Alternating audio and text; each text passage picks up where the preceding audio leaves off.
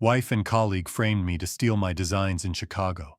My revenge story crushed their lies. I caught her perfume on his jacket, faint but unmistakable, in our office break room. It wasn't just the scent that gutted me. It was knowing she'd worn it for him, not me. If this story moved you, don't forget to like, drop a comment, and subscribe to Revenge Forge for more unforgettable stories that speak to the heart. My name's Sean Rutledge, 47, a senior project manager at a Chicago HVAC firm. Life was good, damn good. A $750,000 townhouse in Lincoln Park, and a marriage that felt like a warm bourbon on a cold night. Emily, my wife, was 38, a logistics coordinator at the same firm, with a smile that could close a client deal and eyes that made me forget deadlines. We'd been married 11 years, no kids, just a black lab named Cooper, and a shared obsession with Cubs games. We'd tailgate at Wrigley, her laughing over my burnt hot dogs, me stealing her fries. Solid right work was my arena. I'd spent 15 years climbing the ladder, managing $20 million contracts for warehouse systems.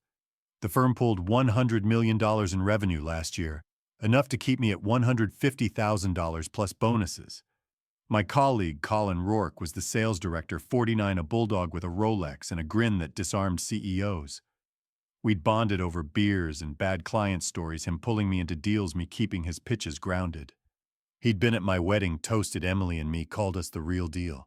I trusted him like a brother. Emily joined the firm 6 years ago, her knack for logistics streamlining our projects. Colin mentored her, same as me, teaching her to navigate corporate egos. We'd all hit happy hour at the Scout, Colin spinning tales, Emily rolling her eyes but giggling.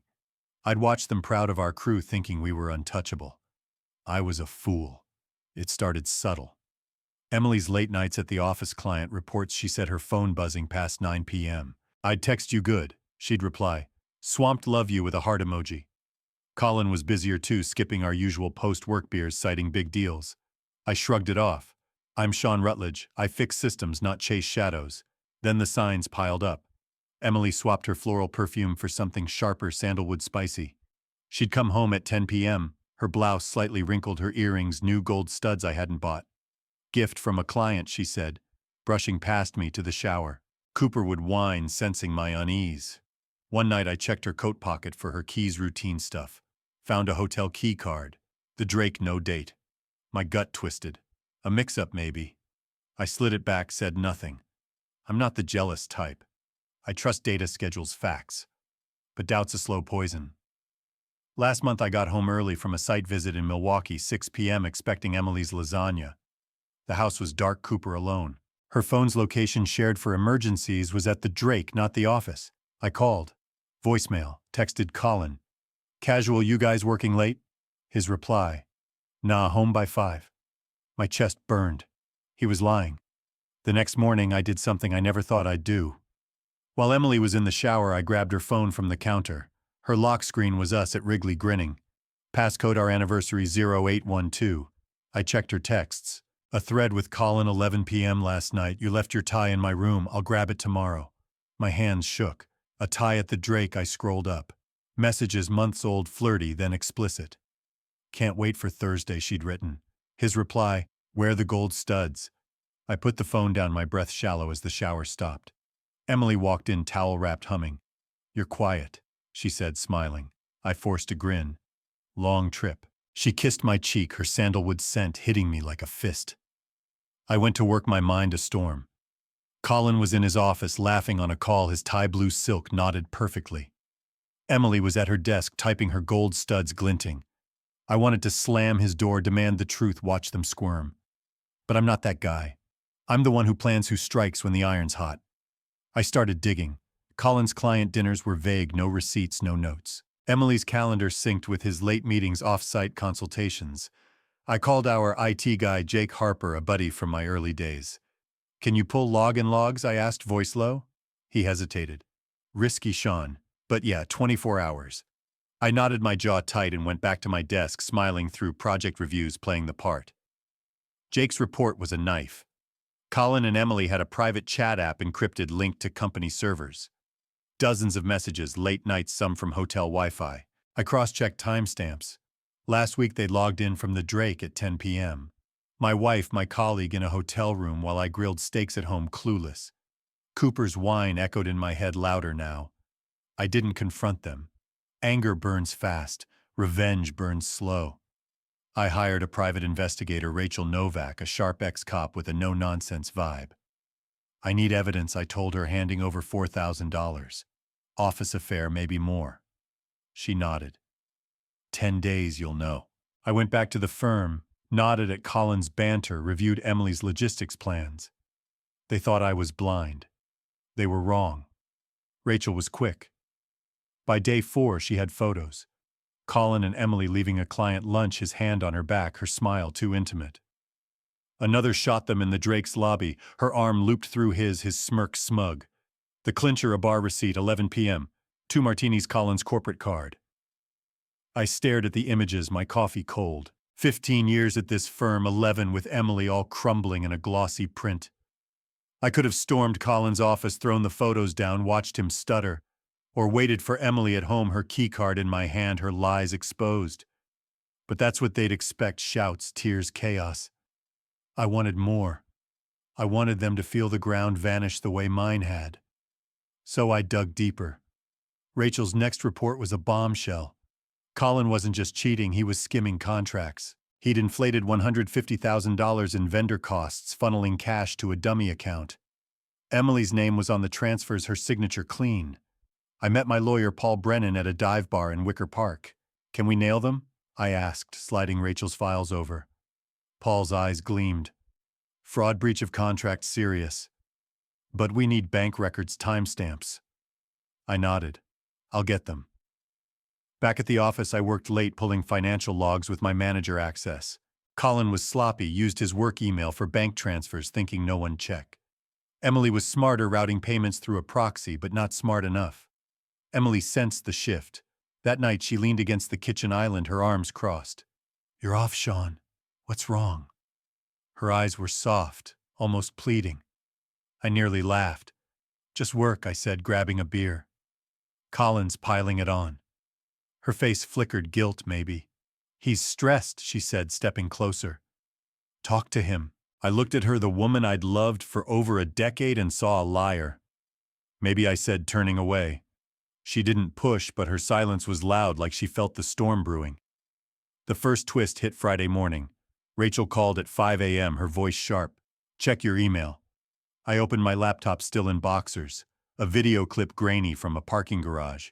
Emily and Colin arguing. He grabbed her wrist. She yanked free, her voice low. You said no one find out, she hissed. My blood froze. Emily wasn't just sleeping with Colin. She was neck deep in his fraud, and now they were cracking. I leaned back, the room tilting. Colin's betrayal was bad, my colleague, my friend stealing my wife and my work. But Emily, that cut to the bone. I thought of our Cubs games, her laugh, Cooper curled beside us. All fake. I poured a coffee, my hands steady now. This wasn't just an affair. It was a heist, and I was the mark. I had the photos, the video, the bank records. I had a revenge story taking shape, and Colin and Emily were about to learn what happens when you cross Sean Rutledge. Friday. Colin called a team meeting, 7 p.m., urgent. I sat across from him, my notes blank, my eyes locked on his. Emily was there, typing her gold studs, catching the light. They thought they were safe, untouchable. I smiled, nodded, played the project manager. But inside, I was rewriting their story. Rachel was tailing them. Jake was digging deeper, and Paul was building a case. The trap was set. This wasn't about shouting or fists. It was about outsmarting them, dismantling their lies piece by piece. I left the meeting early, claiming a call. Colin barely noticed, too busy pontificating. Emily glanced at me, her brow creased. I met her eyes, held them, then walked out. Chicago's lights glittered through the office windows, cold and sharp. I drove home, Cooper greeting me with a wagging tail. I scratched his ears, poured a bourbon, and opened my laptop. Rachel's latest file waited, texts from Emily to Colin. Sean's acting weird. Watch him. I smiled, my glass heavy. They thought they'd played me. They were about to learn what happens when you underestimate Sean Rutledge. Chicago's skyline burned orange, the sunset bleeding into my office window. I sat at my desk, Cooper's leash on the chair, my laptop open to Rachel's latest file, bank transfers, $150,000 tied to Colin Rourke's dummy account. Emily's signature on everyone. My wife and my colleague weren't just cheating, they were robbing the firm blind. Their texts mocked me, their hotel nights a slap to my 11-year marriage. I gripped my coffee cold now and planned. This revenge story wasn't about shouting. It was about tearing their world apart piece by calculated piece. Monday hit like a freight train. I walked into the firm, my tie crisped my face, a steel mask. Colin was in his office, pitching a client, his Rolex flashing. Emily was at her desk, her gold studs glinting, her fingers dancing over her keyboard. She glanced up, her smile quick, fake. I nodded, my jaw tight, and kept moving. The office buzzed, engineers sketching, phones ringing, but to me it was a chessboard, and I was 3 moves ahead. I buried myself in a $12 million warehouse project, but my real work was hunting. Rachel's photos, Colin and Emily at the Drake, her arm in his, burned in my mind. Jake's logs showed their chat app encrypted but sloppy. Colin had sent Emily a contract draft inflating costs by $200,000, routing profits to their account. I cross-checked with our finance portal using my manager access. The dummy account, Horizon Ventures, was a shell, no office, just a mailbox in Delaware. Their fingerprints were everywhere. I called Rachel at noon, meeting her at a diner off Michigan Avenue. Her boots were scuffed, her coffee black. "What's next?" I asked, sliding into the booth. She pushed a folder over. "Colin's meeting a guy tonight. Nathan Wells, VP at a rival firm, Apex Systems. Bar 9 p.m. My source says it's about your warehouse designs." My blood surged. Apex was a $150 million player circling our clients. Colin wasn't just skimming, he was selling my work to bury us. "Get me eyes," I said, voice low. Rachel nodded. "Got a cam ready, visual only keeps it legal." I handed her $3,000 cash. "Make it fast." Back at the office, I played the part, nodding at Colin's emails, approving Emily's schedules. But I watched them. Colin left at 7 p.m., his briefcase stuffed. Emily stayed, her desk lamp glowing in the darkening office. I lingered, tweaking a schematic. At 8 p.m., she grabbed her coat and left. I followed. Tailing Emily was Clean Chicago's grid, was my map, her Lexus a beacon. She pulled into a rooftop bar's lot where Colin's Audi sat. I parked a block away, Rachel's text pinging, "Cam's live. Check it." I opened her feed, a dim angle from a high-top table. Colin and Nathan, ties loose, bourbon glasses, sweating. Emily slid in her hand, grazing Colin's. Nathan passed a flash drive. Colin pocketed it, grinning. My designs, my blood traded like poker chips. I gripped the wheel, my knuckles white. This wasn't just an affair, it was a corporate hit. I drove home, Cooper's tail thumping as I walked in. I poured a bourbon, opened my laptop, and dug into Horizon Ventures. Jake had cracked Colin's email server. The messages were brazen, Colin boasting to Nathan about clean profits, Emily scheduling transfers. One email sent last week cut deep. "Rutledge is a chump. We're golden." Emily's reply, "Keep him distracted. I've got this." I leaned back, the bourbon sharp. Emily wasn't just complicit, she was driving.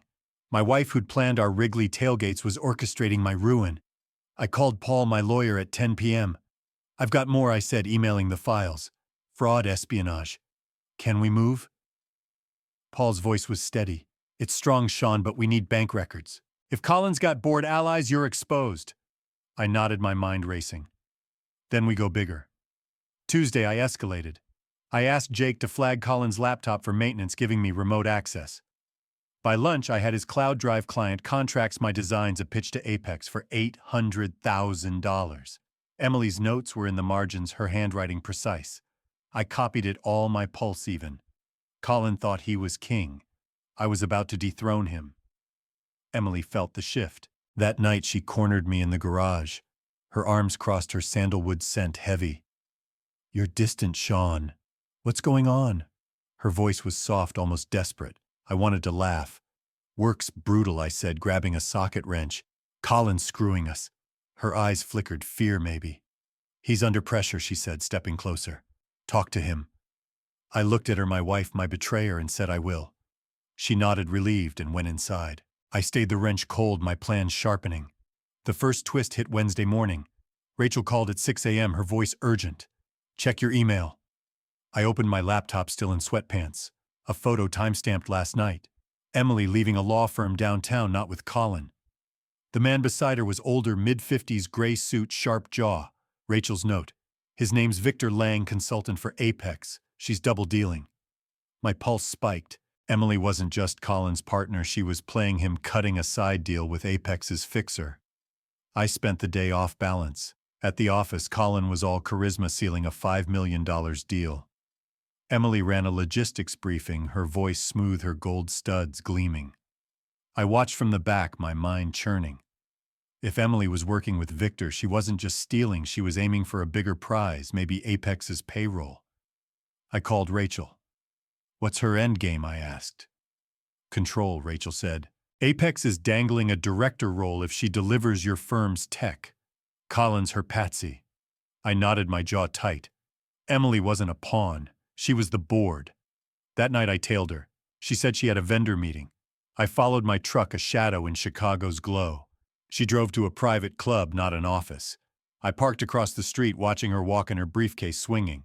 30 minutes later, she emerged with a woman's 60s sharp blazer, no-nonsense vibe. I snapped photos, sent them to Rachel. Her reply: Lydia Pierce, corporate attorney, handles mergers. My stomach sank. Emily wasn't just selling designs, she was helping Apex gut our firm. The second twist came Thursday. Jake burst into my office, his face pale. "You're screwed, man." He showed me a server log, my login time-stamped last week, uploading contract data to an external drive. "I didn't do this," I said, my voice hollow. Jake nodded, nervous. "Someone used your credentials. Looks airtight." I stared at the screen, my heart pounding. Emily. She'd framed me, setting me up as the fall guy if her plan crashed. If our CEO, Karen Walsh, saw this, I was fired, maybe sued. I called Paul, sent the logs. "Can you fight it?" I asked. He sighed. "It's bad, Sean. Your IP, your access. We need proof, it's a setup fast." I hung up my hands, shaking. The office felt like a cage, every coworker's glance a judgment. I grabbed my laptop and bolted, driving to Rachel's office, a hole in the wall above a deli. "Find her," I said, pacing. "Emily's behind this." Rachel didn't blink. "She's meeting Victor tomorrow, hotel bar. I'll get you footage." Friday I played normal. Colin called a team huddle, praising my warehouse designs, the ones he'd sold. Emily handed out timelines, her smile flawless. I nodded, my face blank, my anger a live wire. After work, I followed Rachel's lead to the hotel bar, a sleek spot in the Loop. Emily's Lexus was parked, Victor's Tesla beside it. I stayed back, Rachel's hidden cam streaming to my phone. They were at a corner table, voices low, exchanging folders. Victor slid her a key, safe deposit maybe. She nodded, her face cold, and left. I tailed her to a bank where she hid a 24-hour ATM. Rachel's tracker confirmed its safe deposit box accessed at 11 p.m. I didn't know what she'd stashed, cash, contracts, proof, but it was her leverage. Back home, Cooper greeted me, his warmth grounding me. I poured a bourbon, opened my laptop, and got Jake's latest, a deleted email from Emily to Lydia Pierce outlining a merger plan. Apex wanted our firm's clients, patents, everything. Emily's price, $1 million in a corner office. Saturday, I got an anonymous text. "Check your office. Bottom drawer." No sender, but Emily's cadence was clear. I drove to the firm, the building empty, my steps echoing. In my drawer, an unmarked flash drive. I plugged it in, my pulse racing. A forged email, my name, offering Apex my designs for $300,000. Emily's final play: frame me, ruin me, walk away clean. I copied it, sent it to Paul, and called Rachel. "She's pinning it on me," I said. Rachel's voice was steady. "Then we pin her first." Sunday, I met Karen Walsh at her golf club, away from eyes. "You need to see this," I said, handing her a USB drive, Colin's transfers. "Emily's email's the forged email. I didn't mention the frame job yet." "Keep it quiet," I said. Karen's eyes narrowed. "If this is real, they're done." I drove home, Lake Michigan glinting in my rear view. The trap was tightening, but Emily was sharp, Victor a shadow. I needed more. Monday, Karen called Colin to her office. He walked out, his face ashen, his Rolex dull. Emily was next, her heels clicking, her expression blank. I watched from my desk, my heart steady. At 4 p.m., Karen emailed the leadership security audit tomorrow. All access frozen. Colin's office was cleared by 6 p.m., security hauling him out. Emily kept working her desk untouched, but her eyes flicked to me just once. I held her gaze, my victory silent.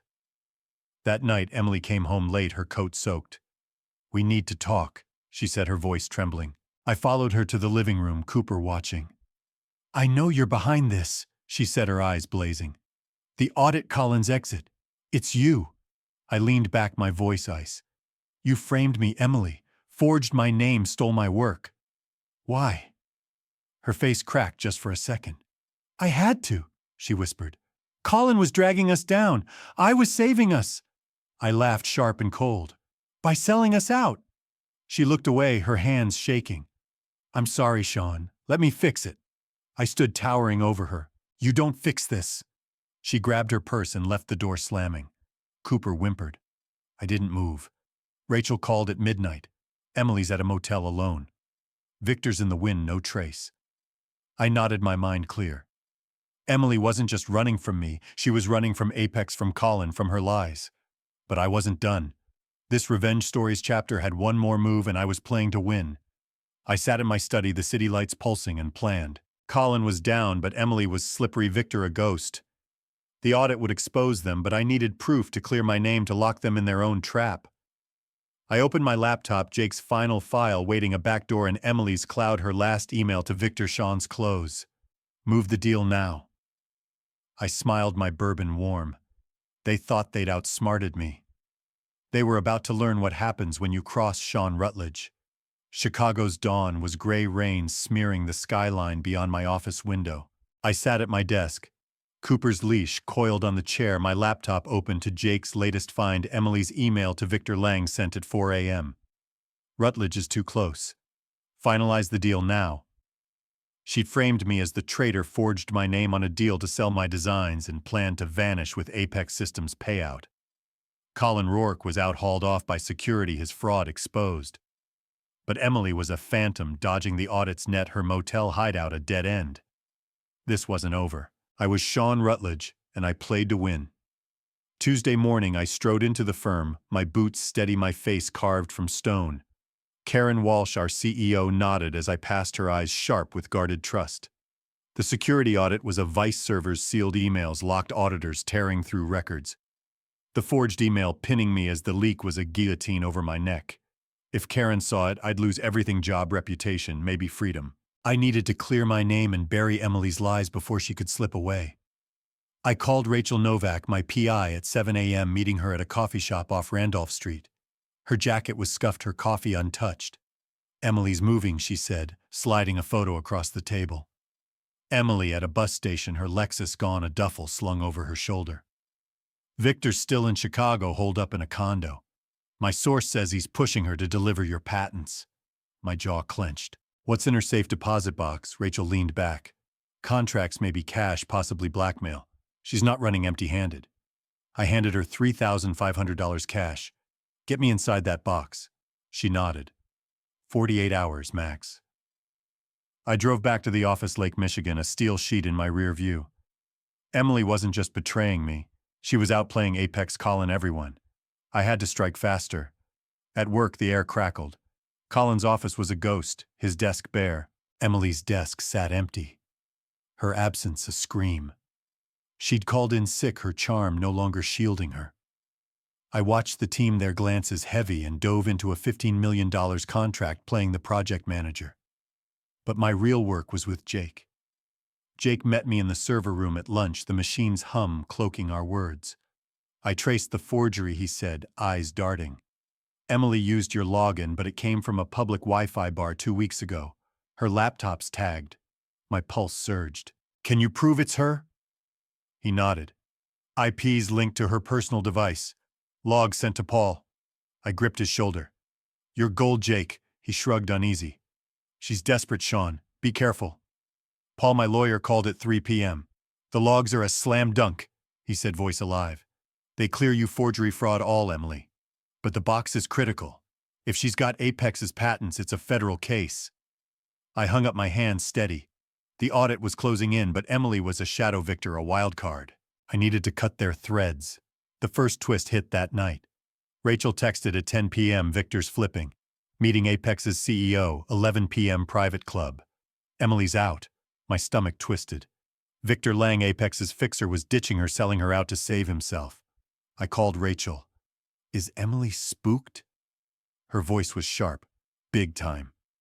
She hit the safe deposit box at 8 p.m., pulled a drive. I gripped my phone, rain hammering outside. Emily was cornered, but cornered wolves bite hardest. Wednesday, I shadowed her myself.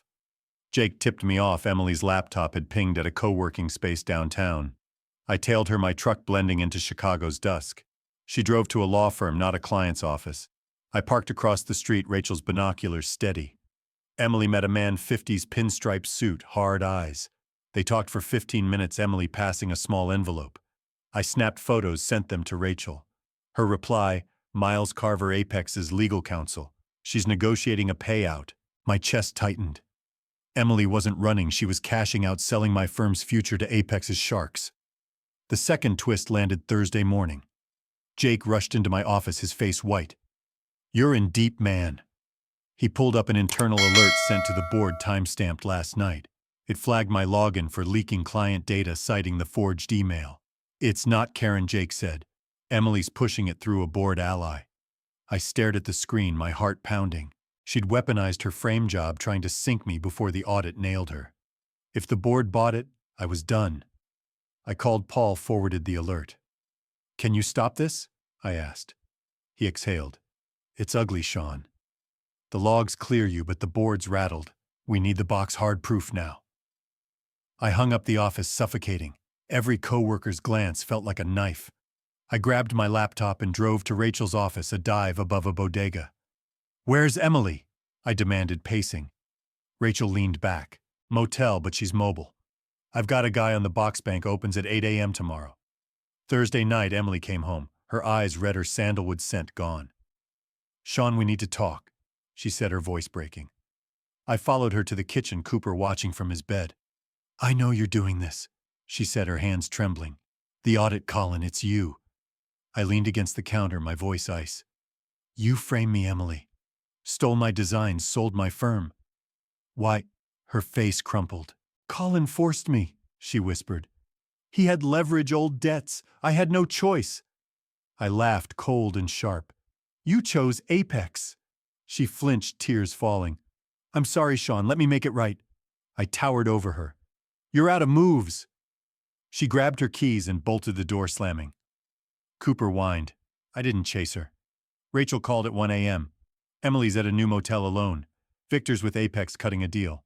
I nodded, my mind clear. Emily wasn't just fleeing me, she was fleeing Apex, Colin, her own lies, but I was closing in. The third twist hit Friday morning. Rachel delivered, meeting me at the coffee shop, a flash drive in hand. Safe deposit box, patents, $250,000 in bonds, a burner phone. Text to Miles Carver locking a $1,200,000 deal. My pulse raced. Emily's endgame, sell our tech pocket, the cash vanish. I sent the drive to Paul, who forwarded it to Karen. "This is federal," he said. "FBI's on it. Stay low." I didn't. I drove to the office, where Karen called an emergency board meeting. Emily was there, her face pale, her gold studs missing. Colin's absence was a void, his fraud laid bare. Karen dropped the bomb. "We've uncovered fraud, data theft, patent sales." She didn't name Emily, but her eyes flicked to her. The board voted to suspend her pending investigation. Security escorted her out, her briefcase seized. She didn't look at me, but I felt her weight, heavy and final. The fourth twist came that afternoon. Paul called, his voice tense. "Emily left a package at the firm for you." Karen opened it. I sped over, my truck roaring through Chicago's streets. In Karen's office, a letter handwritten from Emily. "Sean, I framed you to stop Colin. He was the leak, not me. I tried to save the firm." Attached was a USB drive, emails dated 2 years ago. Emily warning Karen about Colin's cost inflations. Karen hadn't acted. Was it true, or another lie? I leaned back, the office still. Emily's letter didn't erase her crimes, the forged email, the patent deal, the affair. But it cracked something. I'd cast her as the villain, but maybe she'd been trapped playing a game she couldn't escape. Karen watched me. "You're cleared," she said. "And sales director is yours." I nodded, but my heart wasn't in it. "I need time," I said. She didn't push. Emily disappeared. Rachel tracked her to a train station, then nothing. The feds had her patents, bonds, burner phone. Charges were coming, fraud, conspiracy, maybe more. Colin was cooperating, spilling everything to dodge jail. Apex Systems was crumbling, their patent bid dead, their stock tanking. The firm stabilized my designs, secure my name clean. I sold the townhouse, moved to a loft in River North, just me and Cooper. The memories were too heavy. Emily's laugh, our Cubs nights, Cooper's tail thumping. I took the sales director role, but it felt like a suit that didn't fit. I kept managing, kept building, but trust was a stranger. One night I got an email, no sender. I tried to protect us. Emily's voice sharp as glass. I deleted it, poured a bourbon, and stepped onto my balcony. Lake Michigan shimmered, the city lights soft. I thought of her letter, her warning, her betrayal.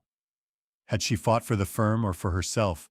I thought of Colin, broken his charm dust. And I thought of me, Sean Rutledge, the man who'd faced a conspiracy and stood tall. The fifth twist came a month later. Rachel dropped by her blazer, swapped for jeans.